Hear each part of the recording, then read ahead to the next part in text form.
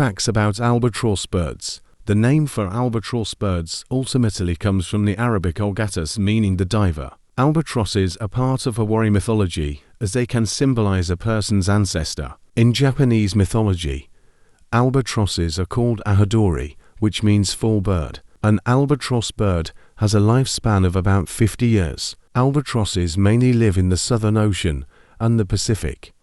There's actually fossils of an albatross species in the North Atlantic, but they do not currently exist there today. Typically, when albatrosses mate, the process can take over a year start to finish, and only one single egg is usually produced.